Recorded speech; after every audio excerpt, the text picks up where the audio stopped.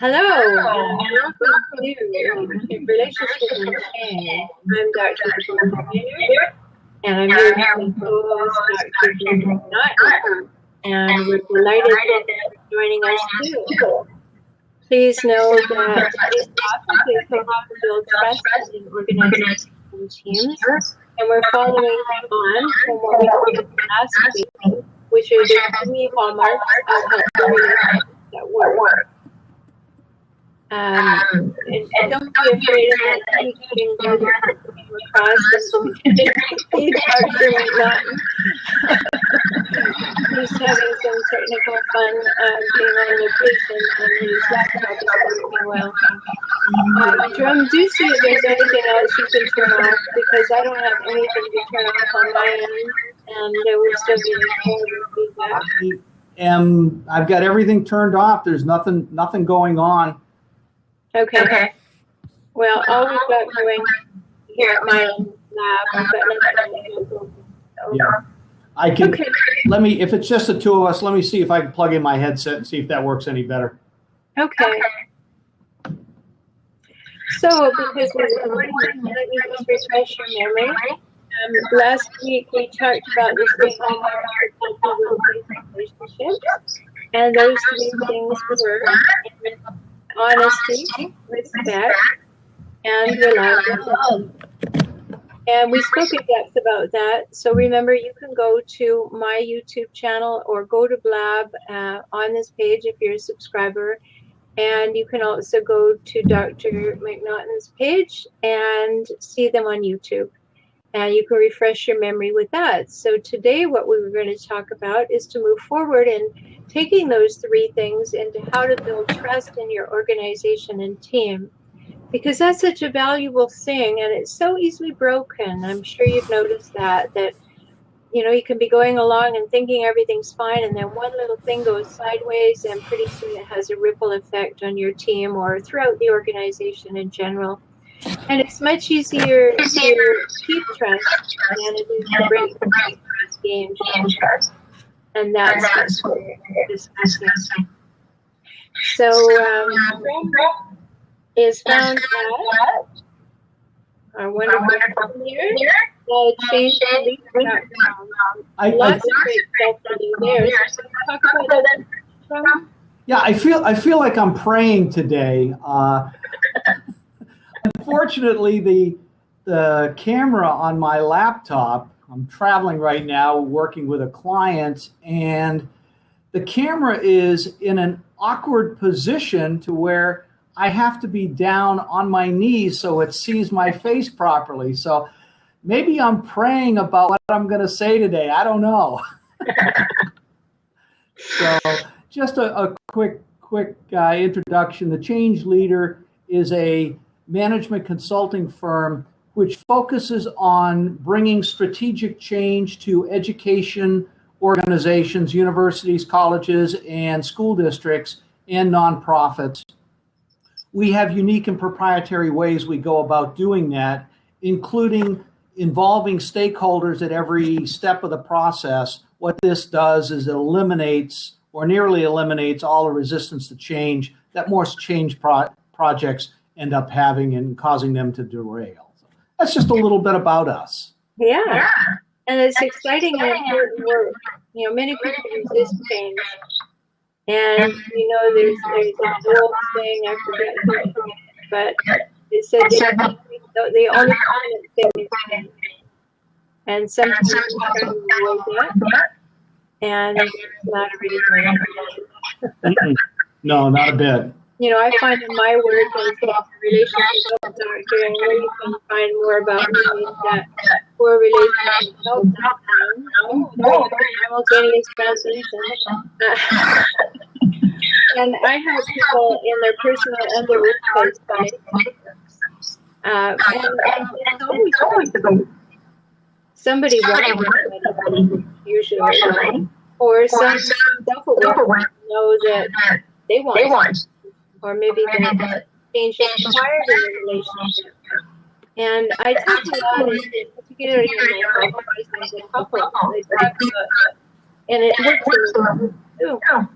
we get into what I call a hokey pokey relationship, meaning I got one foot in and one foot out, and that's what it's all about. I'm not fully committed to my partner. I'm not fully committed to my workplace. I'm not fully committed to my life. Whatever it is. And when you're away, you can't bring your best self. You can't be fully there.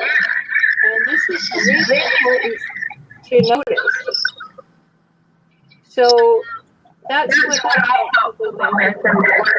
And as I was mentioning when you were changing your headset, that last week we talked about the three primary parts of relationships: respect, honesty, and reliability. And this conversation today is furthering that, because those things are integral to trust. So what would you say about that?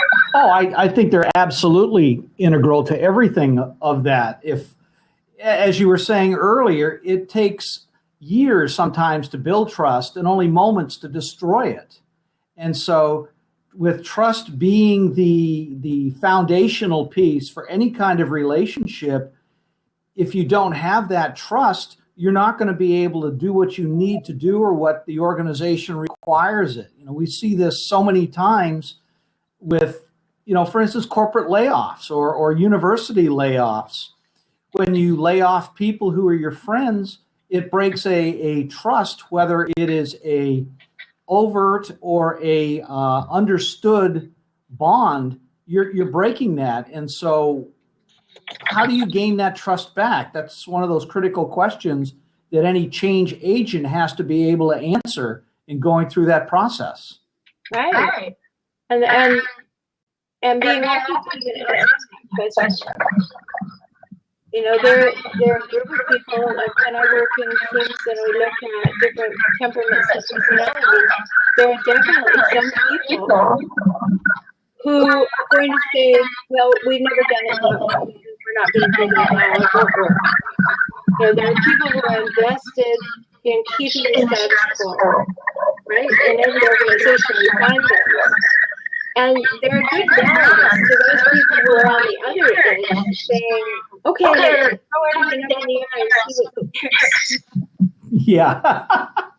So we've got these two different approaches to change. And neither one of those approaches, those extremes, contribute to building trust. Yeah, I was what went through my mind is those people who don't like to change, are they called Republicans? I don't know. I think we'll just make that an aside and extract that from this conversation. We could get very, very sidelined over there.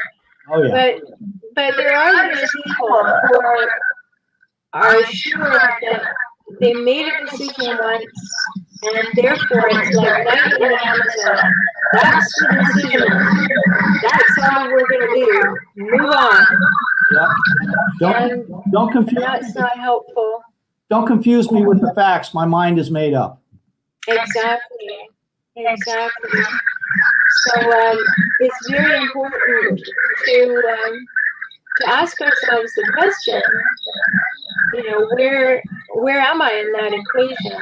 Am I open-minded to change? Am I willing to look at what we're actually doing and see if we can do it better? And how can I build trust in the process so that I'll be open to doing that? You know, you raise a number of good questions, Rhoberta. How do you build trust in that process? What I've typically found, and I think you've probably found this as well, is if you listen to other people and listen to their opinions. Everyone likes to be heard, and they think their opinion is the most important thing. It may be the right thing at that time, it may not be. But if others will listen to you, you'll start to begin to trust them. Now, what you do with that, and you know, some people take trust as they always agree with me and they say I'm right, which is a very narcissistic way of looking at things. Right. But if people will listen and have a good, honest, and open exchange of ideas in a respectful way, then that trust can really build in an honest and a what's the word I'm looking for? In an honest way, in a real way. Yeah, and that requires some maturity in the process. Yes, absolutely. Right. I know that when I go into the workplaces, when you do, you probably see the same thing. Of course, we're looking at a workplace for the first time in history that has 5 generations working in it at the same time. Mm-hmm. And their approaches and willingness to look at change. Oh, stop praying. Their willingness and approach to change is very different. Oh, absolutely. You think about these millennials, and their parents have been hovering around them almost entirely. There was one, heard a story yesterday, the quote, the worst mom in America, she put her child on the subway to go to a certain thing, and the child in New York City, and the child was 10 years old. And everybody assailed her for being, horrible mom. Why you're not protecting your child? Well, she had done everything she needed to do, and what that child was doing was exhibiting independence. It knew how to deal with certain situations, but she trusted the child to do the right thing, and the child was obviously mature enough to be able to do it. Why couldn't other people trust her that she is actually doing the right thing for her child? Yes, well, you know the old saying that opinions are like certain body parts, everyone has one. Yes, and some of them stink. But, the autonomy of a mother doing something of a child, and she's doing one no blanket conversation is required. And yet everyone thinks they have the right to chime in. That's still very difficult. Yes. Right. Yeah. And it's one of those things. How do you apply something like that to the workplace? You've got people and you've got bosses who will say, "Hey, I trust you. Go do this," and then 10 minutes later they're jumping in and trying to micromanage the process. Right. Was that truly exhibiting trust in your employees? No, not a bit. No. And that's so important for us to recognize. Mm-hmm. We don't hold each other in trust. There's a lot of conversation about we earn trust. Yeah. Right. And that's the problem too, because why wouldn't, this is my opinion, why don't we just trust people as a first step? Why don't we just accord them trust and then show us Well, absolutely. But we're so ruled, or most people are so ruled by their past experiences, and they see something in one person, their own experiences, their parents' experiences, their friends' experience. They assimilate those, they make them their own, and then all of a sudden they get judgments about certain people, certain situations, which tell them, I shouldn't trust at this point. Is it a valid conclusion that they have? Usually not, but it becomes a self-fulfilling prophecy. Yes. Yeah, I think that there's a lot to be gained from sitting down as an individual and saying, am I from the school of thought you have to, or am I from the other side that says, I'm going to trust until you show me Mm-hmm. which is a much more egalitarian way to be in an organization. And it allows us to not have to have that scrutiny of everybody for everything. We can actually jump in and then learn. And I don't think it's naive. I could hear somebody almost thinking, oh, well, how naive is that? I don't think so. I think it's a learned response to think you have to scrutinize people and see if you can trust them. And yes, many of us have had terrible experiences in our life where trust has been broken, and we're leery. We're definitely leery. But when we go in and say, I'm just going to go in there believing that everybody has the best interest at heart, Everybody's on board. Everybody wants to see the success. And I'm much more able to give my contribution. Yeah, I'm taking away one level of energy use that's unnecessary. You're absolutely right with that. But the challenge is it's a whole different way of being. And like what Einstein said, you can't solve problems from the same level of consciousness which created them.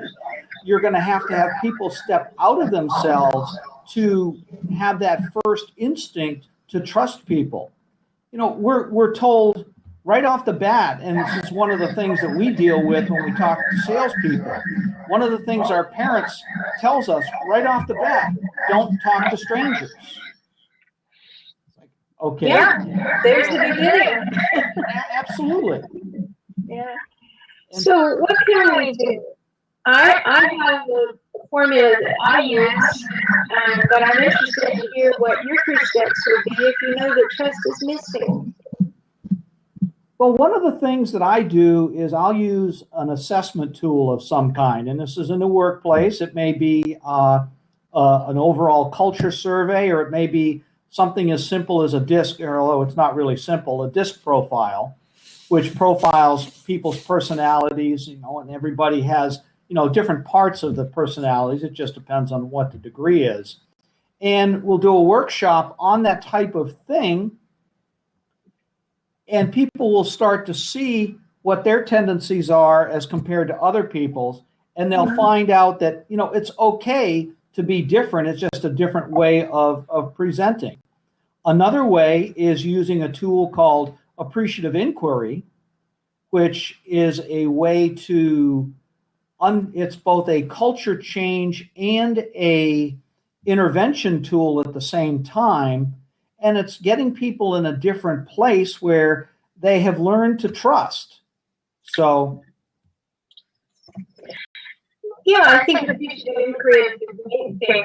Get to people who are using it. yeah. I like to put, and also I'm all for assessments because then people don't realize that people like them. Yeah. Sometimes it's a really big moment when I've gone into an organization that has an assessment, and I say, well, look, there are 4 different ways people would respond to you, and they're all coming from the place. It's not any more less honest than where you are being, but where you are. Mm-hmm. And they behave differently. They process information differently. They respond to information differently. And everybody has a different skill set. So we have to learn. We have to become that melting pot, to become a collaborative team. Whether we're talking about a small team or the entire organization. And that's really important. So I think those are very valuable ways. And I like to share my formula.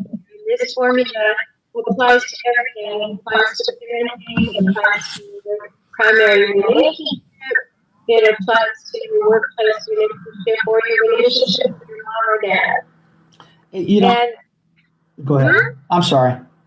That's okay. I thought you were finished. What I was going to say was, you're separating all those out, just like most people do. They'll say, well, my relationship with my family is different than my coworkers.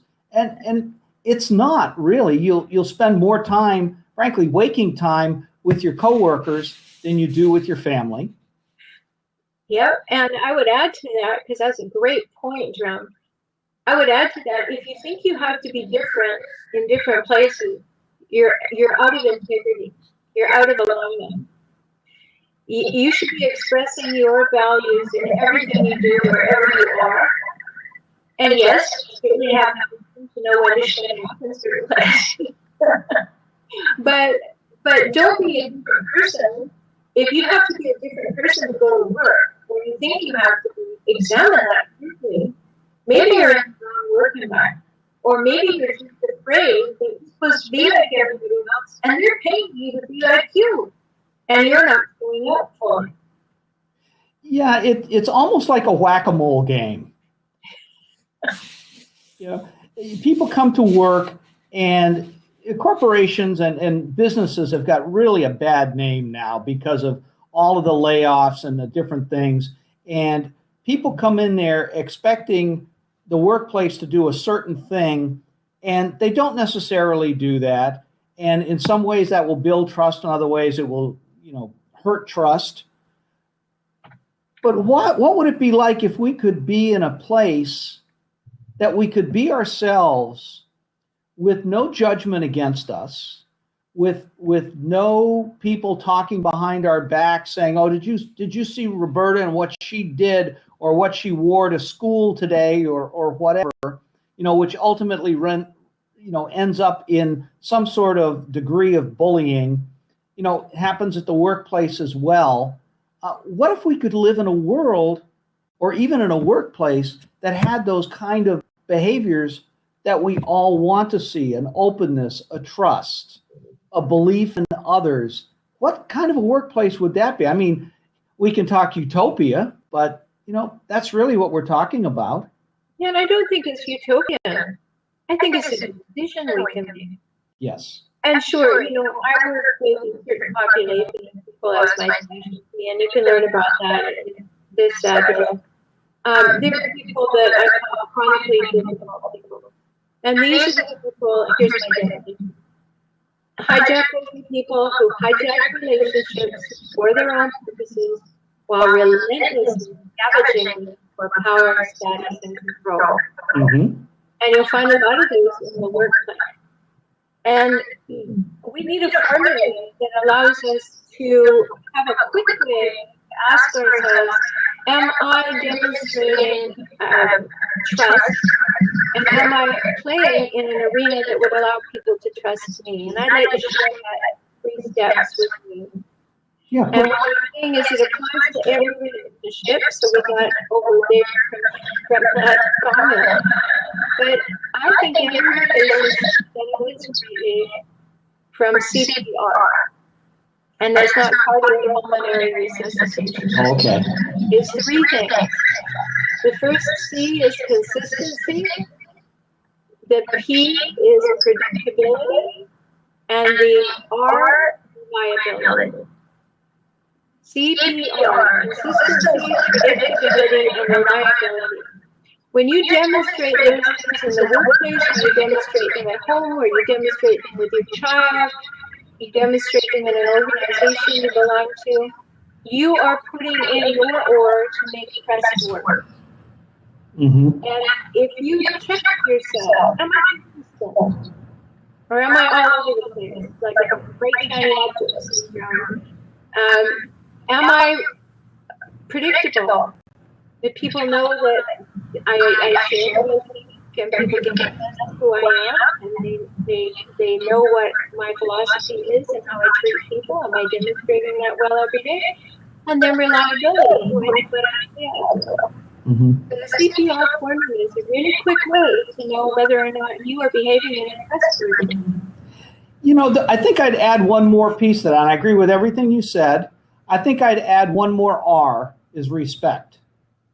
Mm-hmm. And that respect is not only for the other people, but it's for themselves. That's a good point. Yeah. Yeah. When you were talking about hijackals, I had a thought come into my mind. Hijackals generally are people who don't respect themselves and don't respect others, and are probably on an ego scale very low self-esteem, and they have to control things around them so that they feel better about themselves. In order to feel safe. To feel safe and better about themselves. Exactly. And what happens for people like that is they've had early life experiences that have told them they can't trust the world and they can't trust other people. Mm-hmm. So they build a double wall that's always functioning. One is an offense and one is a defense all the time. And they're not going to willingly allow anything to get through that wall. And the reason is because of their sorely past experiences about people and life and trust, is that if something got through that wall, their ego, their self-esteem, as you said, is so fragile that they would shatter. You know, and these can be the most successful, professional-looking, on top of it, people who are having to do a great deal of energy keeping the offense-defense up all the time. And what happens in an organization, I was speaking at the California HR conference last year, and someone asked me, what happens to these people? And I said, well, they get promoted. Yeah, unfortunately. And they get promoted because I just want you out of here. I don't care where you go, I just don't want you here. And so they rise in organizations, and it's terrible. It's terrible for them because they're running roughshod over everybody and people don't like them and they're isolated and alone. And it's terrible for the other people because they can't have a conversation and begin to develop some trust.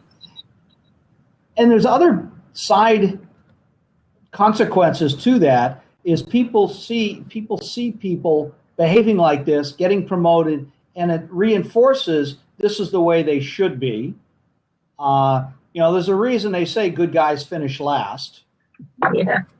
And so when you have this continuous reinforcement of not only your own ego and, you know, I'm doing the right things because I'm getting promoted, and then other people see it, it perpetuates these kind of behaviors, which nobody needs. You know, nobody wants this kind of place, these kind of behaviors in a workplace. It's, you know. Yeah. And it's really unfortunate because the actual truth is that most hijackers don't show that at work. They say that at home. I disagree. I see a lot of folks, especially in university settings, bringing these behaviors to work under the guise of what's called academic freedom. They think they can say anything or do anything, but unfortunately, and nobody stops them from doing it. They just look at it, well, it's a political organization. It's like, no, these are just root cause bad behaviors that need to be rooted out. But, you know, that's the topic for another blab. Yeah, one day we'll have a hijack conversation so that we can expand more on what your experience is. Yeah. I'm just saying that generally in the population, hijackers show up about 10% of the population, and the larger number of those people are hijackers at home, and they look like stellar employees. But when the actual acceleration and escalation of moving up in the organization happens for a hijacker, they feel freer and freer to demonstrate the qualities. So in the beginning, they won't. They'll be being promoted because they're wonderful and they're innovative and creative and great workers. But then the higher they get, the more the shadow starts to show up and they start treating people poorly. And it starts to show up. By then, they have a lot of power in the organization. They hold the history of the organization in their head. I think of one woman that I was brought in who was a senior VP in a large organization. And I was shocked that I was brought in because she'd been here for 15 years. She'd risen all the way. And what can we do about her? You know, I worked with her for quite a while. And she was adamant. She said, I got her buddy this way, and I'm not. And although I put all kinds of scenarios in front of her and benefits, social benefits, national benefits, not at all. Because she saw no need to be organized and taught her to resonate. Yep, I understand. So building trust in an organization requires, first of all, every person to become a little more aware and conscious. They can apply our newly renovated formula of CPRR. CPR squared. Consistency, predictability, reliability, and respect. And we can know that if we're doing well with those things, we're doing our part. And to know that we could have a little bit of compassion and space for can't do it yet, and encourage them and make it a safe environment for them rather than making them wrong. Yeah, absolutely. Yeah, and that doesn't mean that down the road we're not going to have to talk about it and figure it out if it doesn't work out. But it's a great starting place. Start with yourself. Be fully yourself. Demonstrate what you value. Be compassionate. Be honest. And then see where that gets you, because that will begin to build some trust. Mm-hmm. Yeah. If you want to change somebody else, change yourself first. Yeah, and that's so true, Drumm, at really deep levels, because I do a lot of work with couples, and it always bubbles over your head, and the couple comes in, and each one says, "I'd be great if you could fix the other one." Yeah. Which way did they go? Which way did they go? Yeah. We don't like to look at ourselves and think of ourselves as the cause of the problem because it's kind of fearful. But strong people begin to do what by the end. They become self-aware, self-reflective first, and very honest with themselves.